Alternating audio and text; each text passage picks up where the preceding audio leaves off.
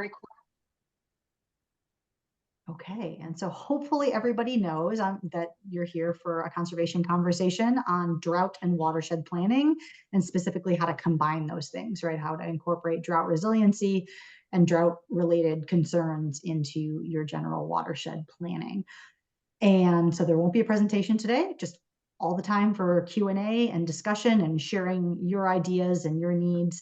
And Valerie Kurth is a water planner for the Clark Fork and Kootenai River Basins with Montana DNRC. And Chris, I'm going to forget your, but anyway, Chris James is the TetraTech. Sorry, you can share your title if you didn't already. And both Chris and Valerie presented at the annual meeting and for the MWCC annual meeting in March 2024 on these topics kind of separately. And so the point today is to do a little more combining of it, to ask them questions because they've so generously shared their time and expertise here. And as I said, we're recording, and we will share out this recording unless that is a problem for anybody. And I do just want to share that to thank our conservation conversation sponsors, Montana DEQ and Northwestern Energy. And I do have copies of the slides from the annual meeting available for any reason we need to reference those. But otherwise, I will just open it up for questions, thoughts, issues you may be facing in your watersheds.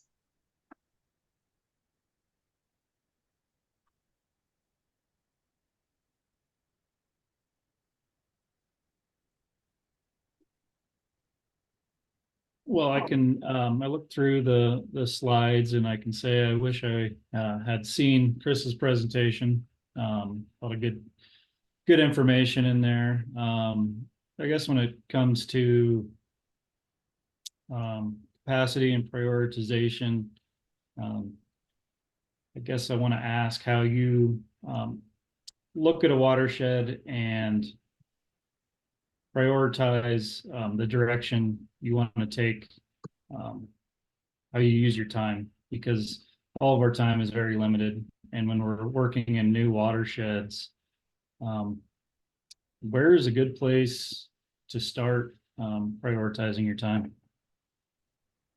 Yeah, thanks, Chris. My recommendation is first and foremost around your goal and objectives, right? I mean, that's kind of where everything starts is what is the watershed goal? What are the objectives associated to achieve that? Hopefully you've developed some really good, smart objectives to help kind of guide that. And then second is having, your stakeholders, your partners, the watershed groups, from landowners all the way through to have buy-in on those goals and objectives. If you don't, you're never going to get past that point. You're just going to get bogged down. Once you have that in place, prioritization, you can overcomplicate it or you can make it simple. I really recommend, I love to do prioritization, and I've developed really complex ones for different watershed groups that feel they need that to be more robust, scientifically driven, data-based. But as I presented, and I say to a lot of organizations, you don't have to do that, right? If your stakeholders and your objectives is to have a transparent, very simple process for prioritization, it can be as simple as just a numerical or a color scheme that kind of takes actions, locations. I really recommend starting with geographic prioritization, right? Like where in your watershed are you going to prioritize things? And that can be, you can set it up as simple as like opportunistic, like willing landowners could be a high ranking. It could also be where your funding drives a lot of that geographically. So coming up with some way to geographically identify the locations, and then from there, the types of actions, right? And so like recently, I just gave a presentation last week in Northeast Oregon on this around actions and how they drive your priority. And for this group in particular, what they were looking at is it's easy for us to get a landowner who wants to do, let's say, some project to improve their land operations, but or water supply or whatever it might be. But that's not enough for our funding sources. They want to see other actions that are beneficial to the watershed. And so what we did with them is kind of create a suite of scoring where as you got more points, or you got more points as you increase the types of actions. And so they're able to go to landowners and say, hey, you know, you're in our funding cycle, you're not going to score as high if you're only doing this, but if you add these other things in, your score ends up increasing. And so I've found that to be the most successful. It doesn't have to be overcomplicated. You know, anyone like yourself is skilled enough to sit down, come up with a logical approach, run it by stakeholders, get the buy-in, make sure it meets your objectives, and then use that as kind of your tool for both geographic and types of actions.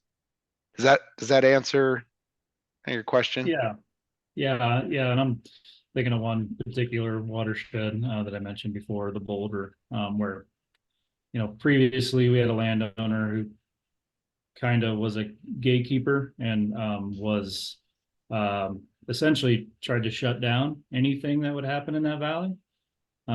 He has since passed away, and I'm just kind of seeing this opportunity present itself, and I've got some landowners who see the other work we're doing in other watersheds, and just trying to I guess work in a watershed that has not had the kind of attention or prioritization that essentially every other watershed that I work in had before even I showed up on site. So trying to help myself and stakeholders think through a path forward on restoration actions that not only improve the fishery, but improve ag operations at the same time.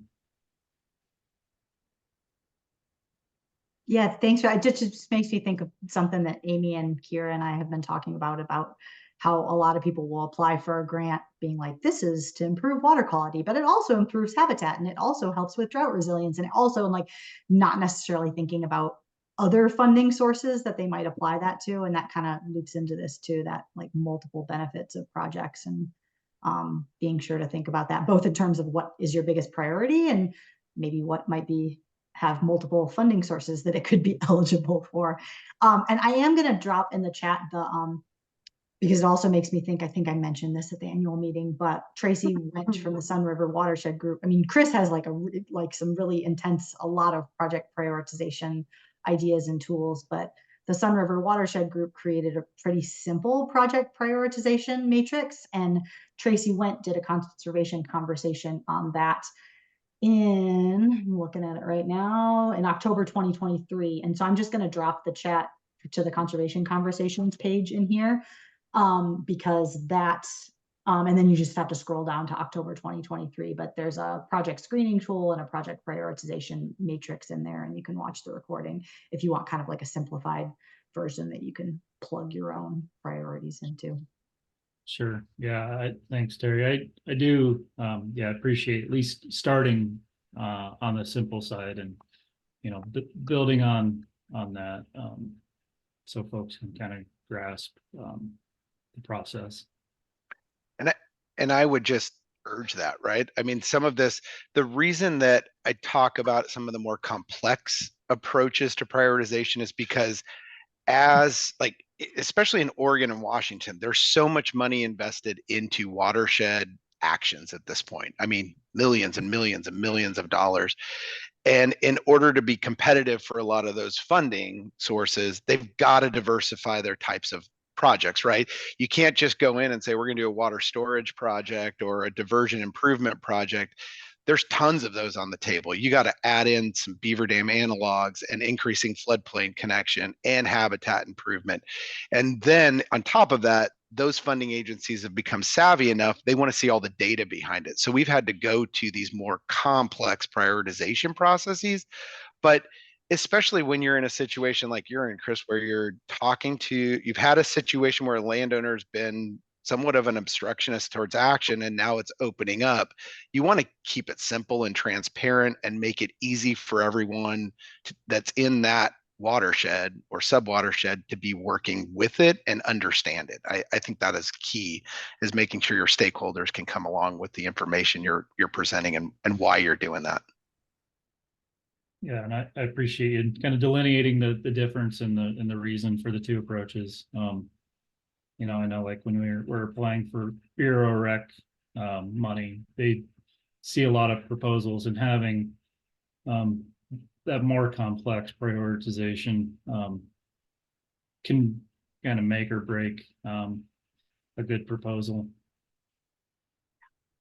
Thanks for that. Anybody else have thoughts from other watersheds? I'm also just general things, anything you got, but I'm also curious if specifically what kind of watershed plans you have existing, or what sort of planning you might be working on, whether that's specifically drought, just what you've got or are working on.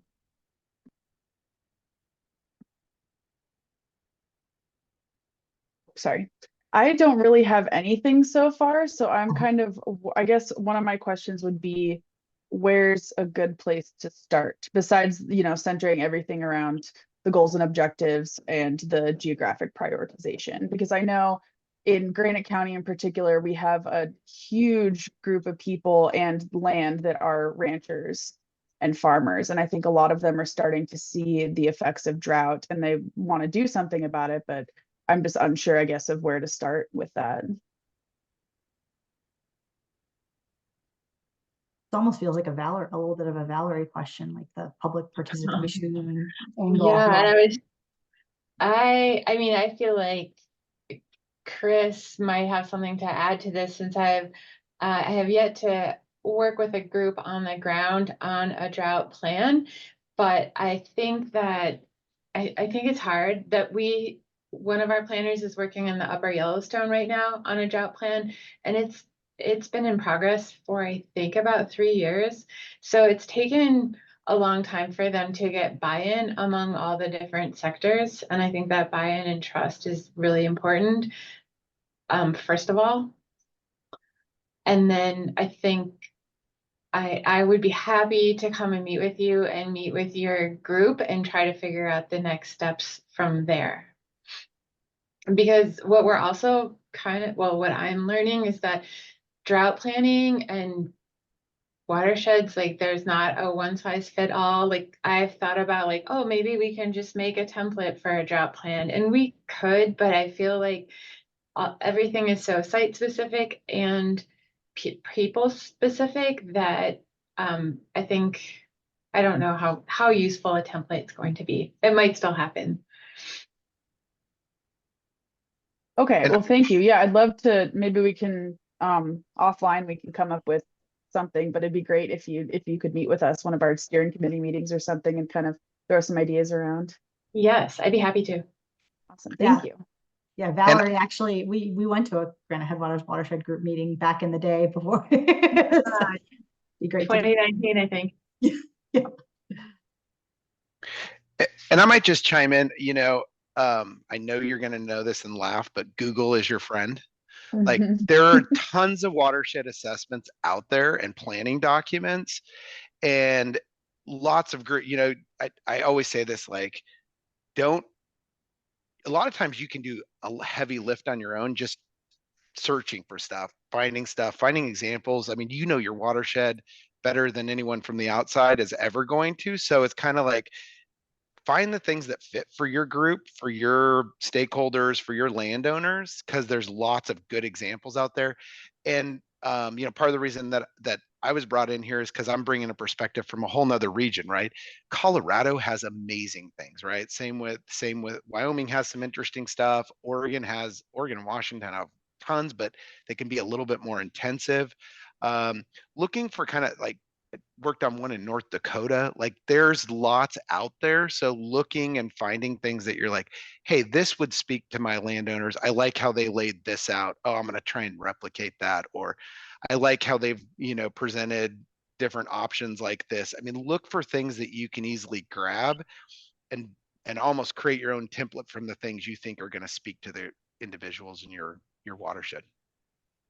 Yeah. Okay. Yeah. And I'd also say, tip. yeah, just really practically, Anna, I know that you guys used to do those like speaker series, and I think you're trying to restart those right now.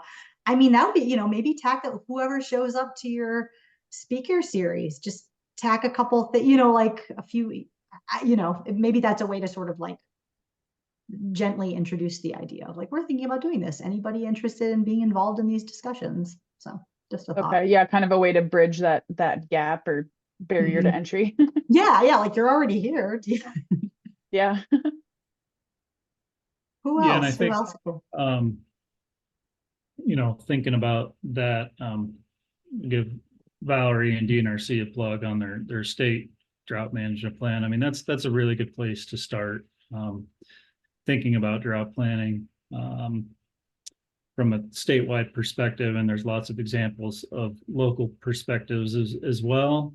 And I really enjoy the paper copy because we all look at screens so much. So I always have a paper copy on hand. And then I think successful drought planning has to be led by the landowners. I think any successful drought plan in the state, while they're supported by watershed groups, it's really the landowners who are, the soul of those plans. As I think Chris mentioned earlier, if the stakeholders don't have buy-in, you're just not ever going to get anywhere. Right.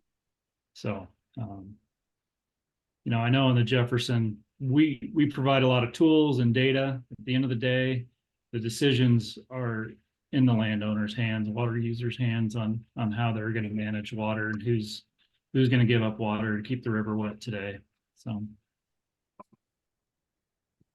Great. Chris, can you share more about how the Jefferson drought plan was developed, or like what inspired it?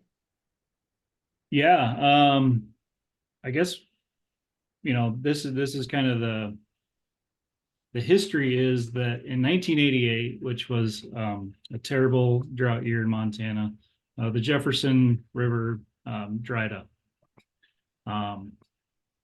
And that's a bad look for a river. And so, a few irrigators got together and just started having conversations over coffee. But then nothing formal came out of that. And then in 1994, had another really difficult water year. The Ruby Reservoir was drained dry in a sediment event, had a huge fish kill in the Ruby. And so I think there was a lot of outside scrutiny about how rivers were being treated by water users. And so I think that led water users to come together to make a plan to not let that happen again, essentially. They did not enjoy having that black eye of drying the river up and having fish kills. And so in 1998, in the Jefferson, some key influential irrigators with, big water rights, senior water rights, invited FWP and TU to the table, and they really worked through, from what I understand, some difficult conversations to get to where we are today. And that drought plan has been in place that I described earlier, 280 at Twin to maintain 50 at Waterloo. That's been in place since 2000. So it's the 25th year this year of the drought plan, and we're certainly going to be implementing it here, likely in early July. And it's going to be a really tough, critical year. And I guess one thing to think about with drought plans too is that they're not automatic. It takes a lot of work and sacrifice by people, and I think that piece gets overlooked. I get hounded by fishermen and outfitters about the drought plan, and I just don't think most people realize the challenging decisions that water users face to have a successful drought plan, and they're very fragile. There is no guarantee that this is going to exist. I mean, if I know there's a lot of issues going on and attention to the big hole right now, and I think we're on could be on a pretty slippery slope this summer if a lot of negative press ends up about the big hole again. I mean, there's no guarantee that these plans are going to be successful from year to year. So it really takes open, honest, and hard conversations to have a successful drought plan. And what we're trying to do is bring more tools to irrigators, whether it's the form of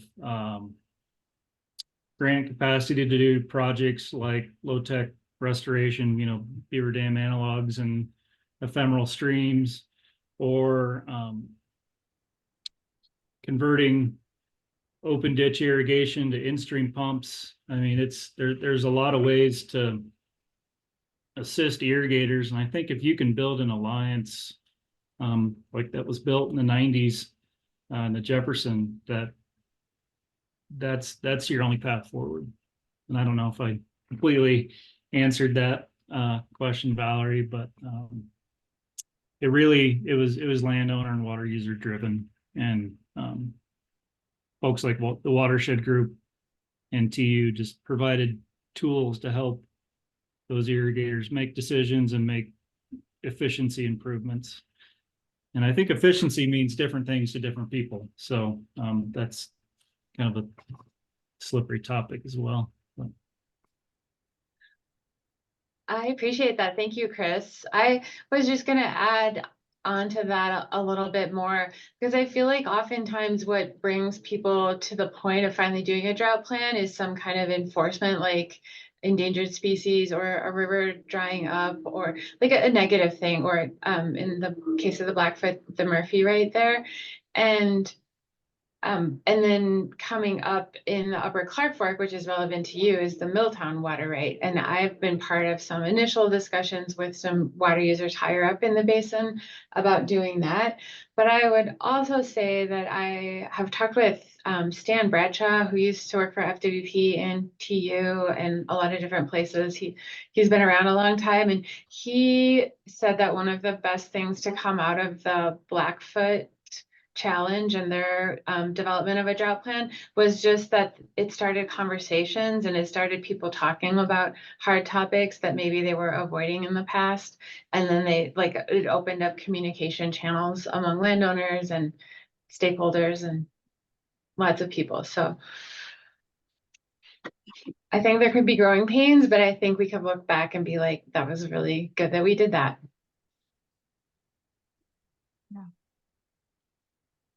And knowing it's a slow process, right? Mm-hmm. It just is. I'm also going to share a link, just FYI, will be, I think, opening registration next week, but our fall watershed tour this year is going to be with the Sun River Watershed Group, and they are working a lot with irrigators and including on drought planning things. And so that's just another opportunity to learn more, obviously an in-person event, but I'm going to drop the link here. And yeah, I think we're opening registration in next week's Watershed News. Fingers crossed. But that'll be September 18th through 20th. Because I know, there's just, oh, sorry. Sorry, we're gonna open up closer to the beginning of July. Oh, okay, never mind. Beginning of July. But I do know, I'm hearing from more and more watershed groups who are trying to work with irrigators. Yeah, a lot of it related to drought, but not just drought, erosion issues, all kinds of things. And that's been complicated in a lot of places, but I know it's happening more and more. In the Sun is an example where they've got some really good relationships with their irrigation districts and individual irrigators too.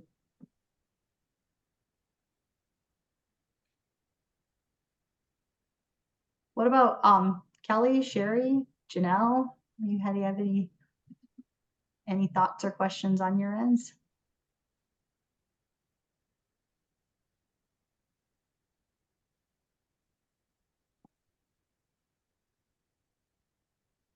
Can I maybe throw out a question? I'll just throw out a question and maybe ask as well to anybody about sort of the idea or if you can get away with I don't want to say just tacking on drought to other planning, but rather than having, to Valerie's point, like if you're able to embark on full planning, then it really takes a really, a unique targeted effort for a location versus maybe something that could be a small but guiding start or piece of another plan. Is there advice for planning kind of at that level, or something that would be just a start or like a small nugget that can get stuck to other plans? For instance, if a group knew they were going to strategic plan as an organization, I don't know, other ways that you've seen it maybe woven in.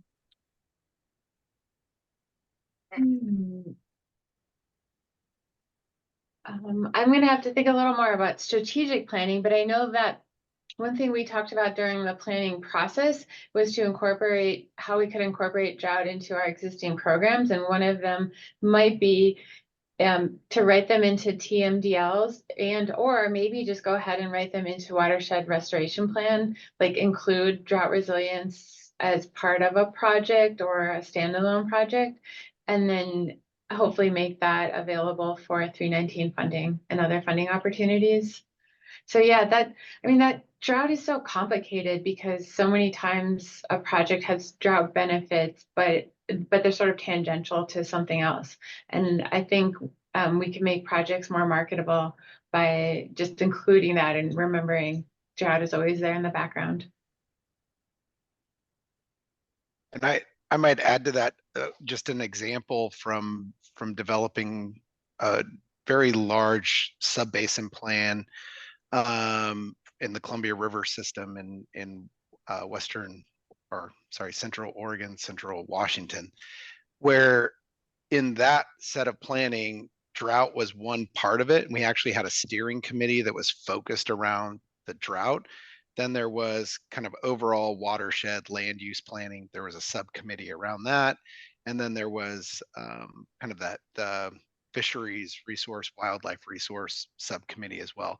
And each of them came together and brought their pieces, right? So each had kind of a seat at the table to present their planning efforts. And then in that prioritization system, each one of them had kind of their own scoring, and we combined that into there where, if you combine drought action with habitat restoration, with smart land use planning, if you can actually find ways to marry those up, you get higher points and they score better for funding applications.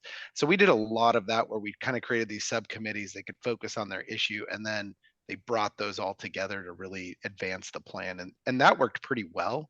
And that way, you didn't have in the room in the beginning people kind of hijacking a conversation around, fisheries, when you have landowners and water resource specialists that are focused on like, how do we mitigate or find storage projects or ensure some sort of in-stream flow condition. And so it was kind of a nice set of relationships that way.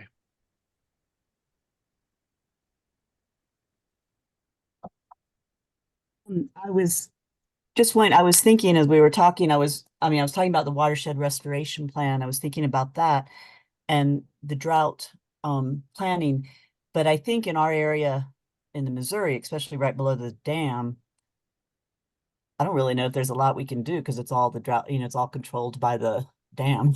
And I do know, so I don't know if there are any thoughts that you think of a watershed group in this position can add in their we're applying for a Water Smart grant and add in our ability to deal with drought in our planning process.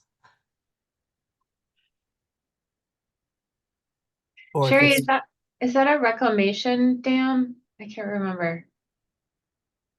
It's federal, right? It's federal, yes. It's BR, yes.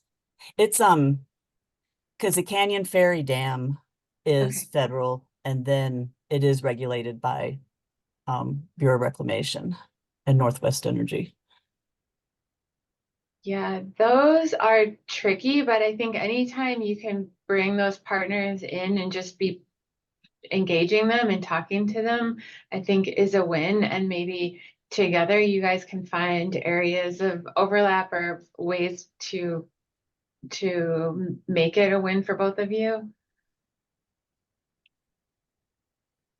Okay. Is that what We you're gonna have say? You been- could- That sounds great. I mean, we have been communicating. We keep working with Northwest Energy and Bureau of Reclamation, and we talk about flushing flows a lot, but that certainly has been an issue and it has different impacts certainly on the fishery. Yeah, I do know, I mean, I have limited experience working with our federal partners on dams, but from my contact and working on the state drought plan, he told me that the watershed groups are just so vital to their ability to coordinate with FWP and with landowners on water releases. Hopefully that gives you more confidence. Thank you. Yes. Yeah, it does feel like they have a pretty vested interest in working with you. And I think Yes. our cases are working well with watershed groups. So yeah.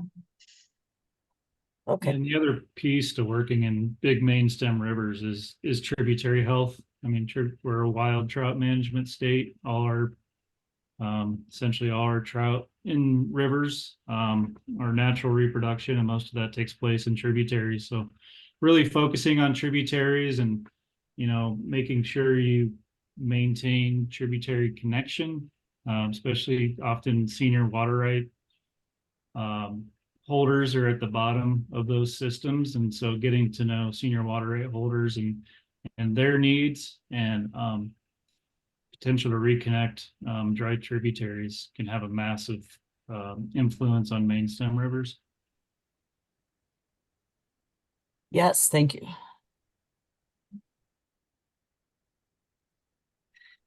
I also work with the Smith River Habitat Project, Smith River, and they're doing an assessment with FWP is working with GM Consulting. And, they haven't really talked about developing quite a watershed restoration plan. They have an assessment of that whole river corridor. And so I can see where that would be an important addition to the Smith River. Yeah, totally.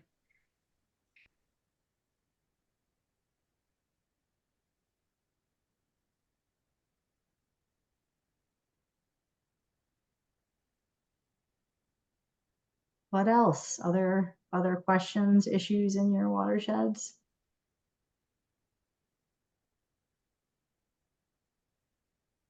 I thought of a general question again, I'll throw out there if there are not watershed specific questions. But maybe it applies, or maybe you've had to address it. And this is coming from having done the pre-tour drive on Monday. We visited some of the sites that are potential for the tour. So getting to learn a snapshot of what we can talk about. And kind of that push and pull maybe behind how low tech restoration does slow down water and lets recharge happen and some other processes happen, but it does like sometimes create small poolings of water behind the structures, which is like, I can see those things being like push pull for drought mitigation where it's really good, but then sometimes there's a tendency to just see pooling water as like you're like, taking it upstream, right, for other uses, or maybe changing a water rights balance then somehow. And when we're talking about these like big scale projects, I guess, have any of you dealt with when that's been an issue, or how, yeah, has that been an issue, I guess, or something you've navigated?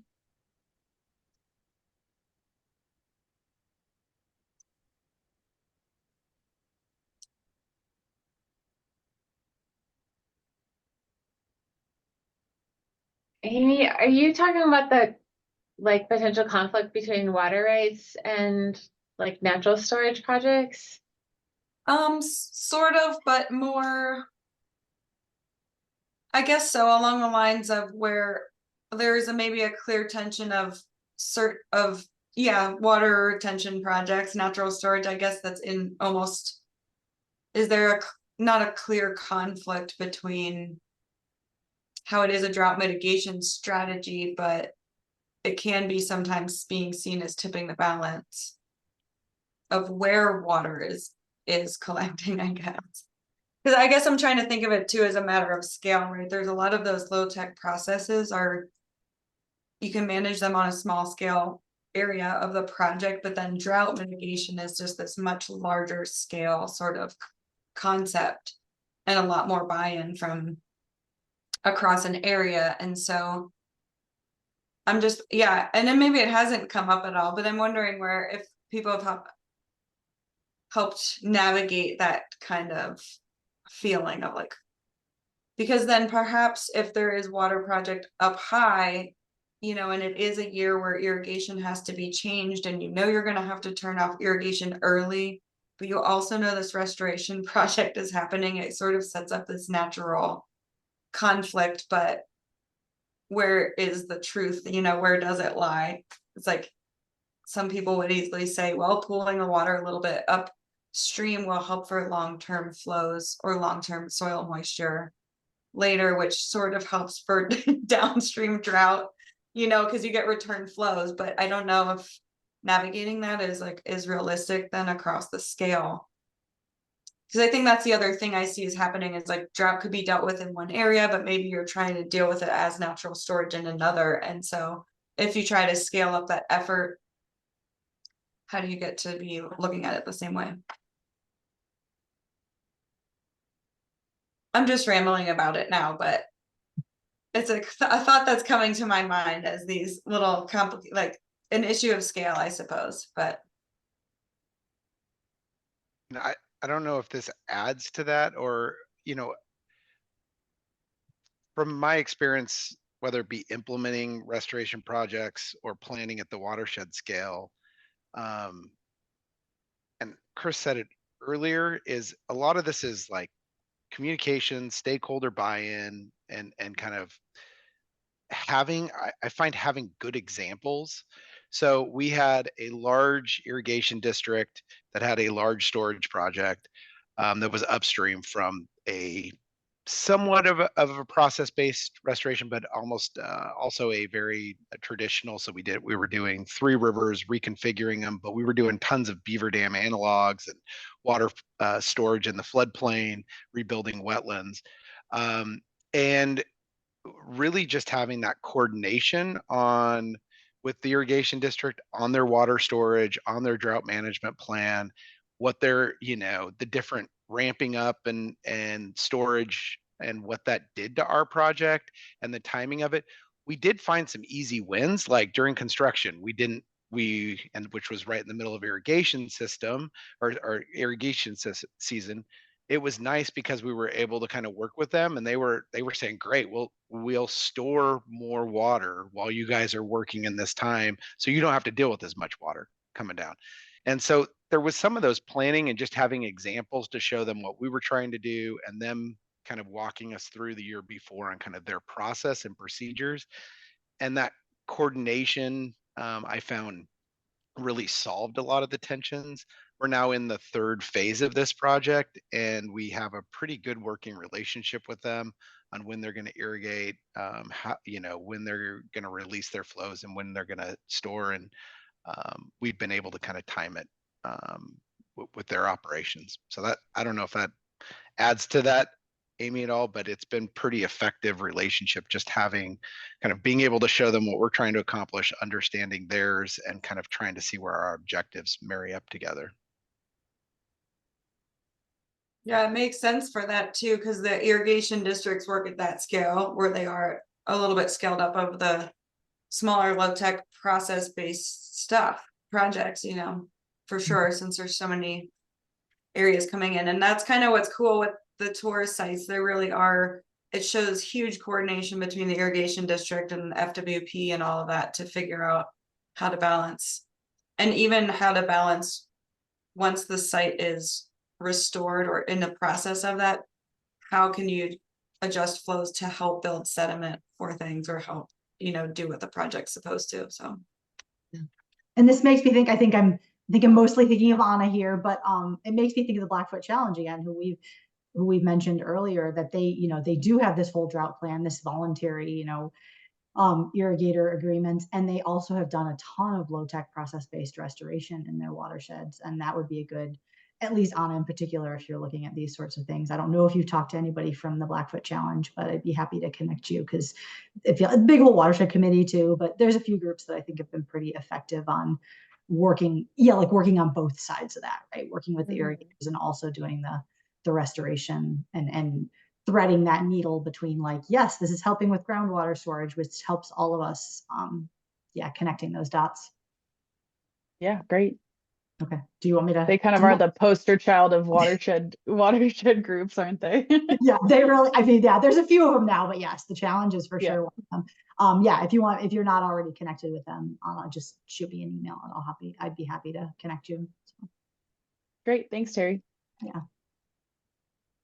And speaking of connections, just to, because you all said, I think every single person in the registration said that it was okay to share your email address. So everyone who's registered for this, I'll send out a follow-up email, whether or not we're sharing the recording, but I'll send out a follow-up email with everybody's email addresses in the to field instead of the BCC field, so that you can all reach out to one another with more ideas. I'm pretty sure Valerie and Chris still have the offer of, one-on-one conversations and support if you need them. All right, we've just got a few minutes left. Time for another question or thought or two. Even just from Valerie and Chris, if there's something, if there's like a theme that you've heard here or, something that would be worth sharing.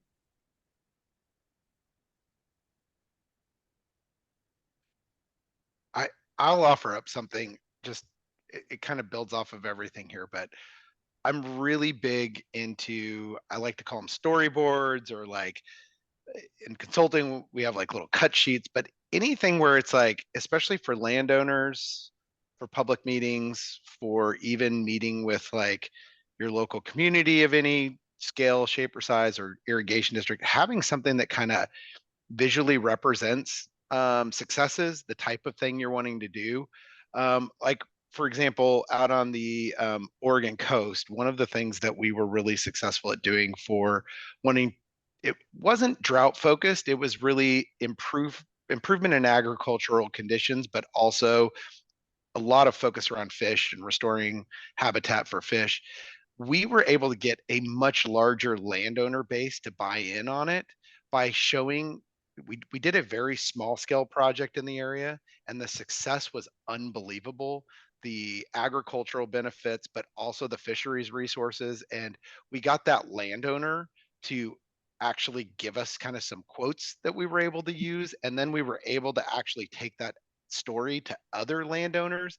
And then the case study landowner was willing to be contacted. And so then we just gave that contact information of that landowner to anyone we went and met with. So it was a story we showed. It was a success we were able to present, how we raised the water table, improved agricultural productions, but also improved habitat and conditions for fish. And that landowner became the poster child, and we were able to get massive landowners to come to the table and say, I want what that person has. And I found that success time and time again. We're in Northeast Oregon, related to drought, we're doing almost that exact process, and it's really around kind of improvement of flood storage for release during their low flow seasons. And we've just finished about 5 miles long of doing actions, and we've now got other landowners showing up to the site where we're now on our next phase of the project, giving us their cards or giving us their contact information, saying, we'd like to meet with you about what can be done on our property. And that's the success of this, right? Is back to the basics of this, your objectives, and getting those landowners to really see the benefit of it and having them at the table.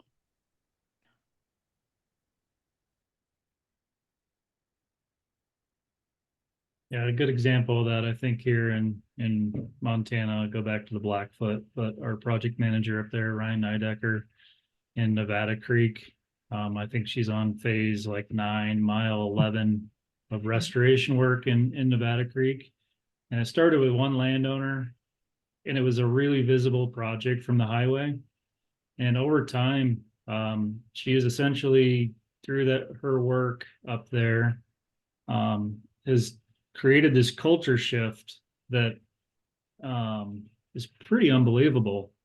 And what I'm hoping we can accomplish in the Boulder, I mean, we have a project we're in design on a dam removal, floodplain restoration, kind of the whole holistic approach to restoring fish passage and improving all sorts of benefits for that lower boulder.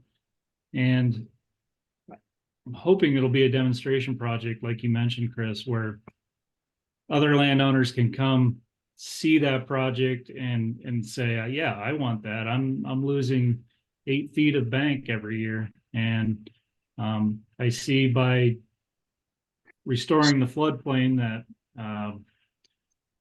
we're setting these processes in place to actually build bank, narrow the green line, and improve conditions of base flow and other ecological conditions for the benefit not only of the resource but for the irrigators, ranchers' bottom line. So just wanted to kind of build on your comment there and give that local example. Yeah, thanks for that. That is the holy grail, right? You get that one landowner who's well respected and is like willing to take a risk, and then then they can share with everybody else. Yeah, and I'm sure, Anna, that you're well aware of the work that Tess is doing there in Flint Creek. But yeah, it's kind of seems like she's building that momentum in Flint Creek as well, and other landowners are wanting to have a project like they're seeing on other landowners. And so that's just kind of the power of that landowner to landowner conversations that Chris alluded to. Yeah. Yeah, I think especially in more rural areas, depending on the type of folks that are there, restoration and these kind of buzzwords can, put a bad taste in folks' mouth. But like you said, if you have that one landowner that's implementing these practices and it's paying off, more people will follow suit. Oh. Well, I can't emphasize enough that nice little cut sheet example is so helpful. Like even, just showing examples and, get it from other watersheds, go reach out and just have these kind of examples where you can take it to a landowner or to your board or whoever and say, look at how much agricultural production, look at how the water table, look at the flood storage, look at how green and lush the vegetate. Those examples sell themselves, even if you don't have one right in your backyard, using those examples is super handy. Okay, yeah. Right. Well, thank you everybody for a great conversation. I'm going to it sounds like, I think Sherry sounds like she already knows about this, but just in case you're not aware, this will be in the Conservation Fundraising Exchange tomorrow, but there is a watershed management grant open right now that's specifically for this sort of thing, watershed planning, and they're especially pushing drought things as they always do. So that's a pretty big funding source for this type of stuff.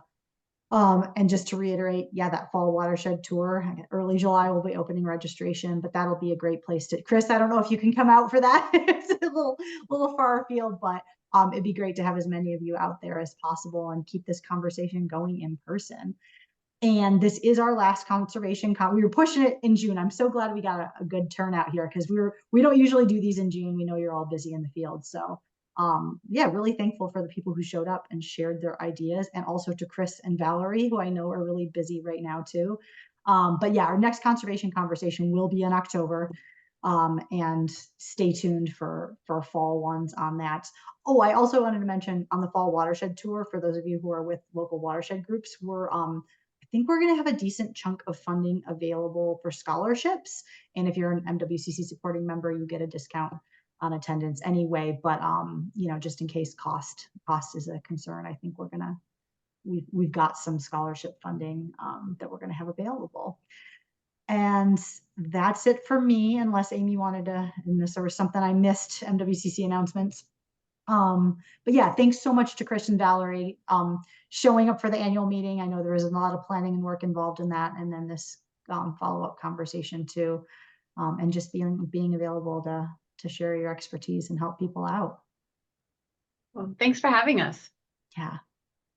Yeah, thank you. And if Absolutely. anyone ever wants to chat, I'm always happy to discuss watershed planning. I love it. So It's good to have people like you in the room, Chris. And yeah, Chris and Valerie will both be CC'd on that follow. Oh, I forgot to ask, is anyone not okay with sharing the recording? Is there anything you said that you're like, no.